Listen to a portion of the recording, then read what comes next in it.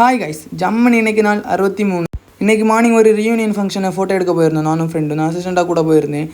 நான் போகும்போது என்ன நினச்சேன்னா, வயசானவங்க வந்து பேசுவாங்க, அதை கேட்டு போராக இருக்கும்னு நினச்சேன். ஆனால் அங்கே வந்து ஒருத்தவங்களும் அவங்களோட வாழ்க்கையில் நடந்தது, எவ்வளோ கஷ்டப்பட்டுருக்காங்க, எப்படி மேலே வந்தாங்க, அந்த ஸ்டோரிஸ்லாம் சொல்லும்போது ரொம்ப இன்ஸ்பைரிங் ஆச்சு. அந்த ஸ்டோரிஸ் எல்லாம் கேட்டதில் டைம் போனது தெரியல. அப்புறம் அந்த ஃபங்க்ஷன் முடிஞ்சது, ஈவினிங் வீட்டு வந்துட்டோம்.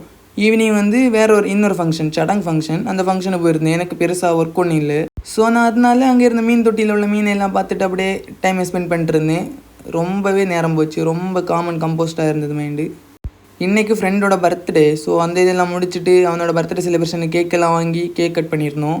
நிறைய ஃப்ரெண்ட்ஸ் வந்துருந்தாங்க. அதில் நாங்கள் ஒரு கேக் வாங்கியிருந்தோம், இன்னும் கொஞ்சம் பேர் இன்னொரு கேக் வாங்கியிருந்தாங்க. அந்த 2 கேக்கையும் கட் பண்ணிட்டு அப்படியே ஃப்ரெண்டோட வீட்டில் கொஞ்சம் செலிப்ரேஷன் எல்லாம் பண்ணிவிட்டு, அதுக்கப்புறம் இன்னும் ஒர்க்கு கொண்டு போயிருந்த கேமரா எல்லாம் இருந்தது. அந்த கேமராவில் தான் நான் இன்னும் ஃபோட்டோஸ்லாம் எடுத்துருந்தேன் எல்லோரும். அப்புறம் கேக் கட் பண்ணியாச்சு. அப்புறம் என்ன, சாப்பாடு தான். ஃப்ரெண்டையும் கூப்பிட்டு சாப்பிட கிளம்பிட்டோம். சாப்பிட்டுட்டு கொஞ்சம் நேரம் இருந்து பேசிட்டு அப்படியே நைட்டு டீ கடையும் போயிட்டோம். அப்புறம் வீட்டுக்கு வந்து தூங்கிட்டேன். அவ்வளோதான் ஃப்ரெண்ட்ஸ். நாளைக்கு ஒரு ஆசமான வீடியோவில் பார்க்கலாம். பாய்.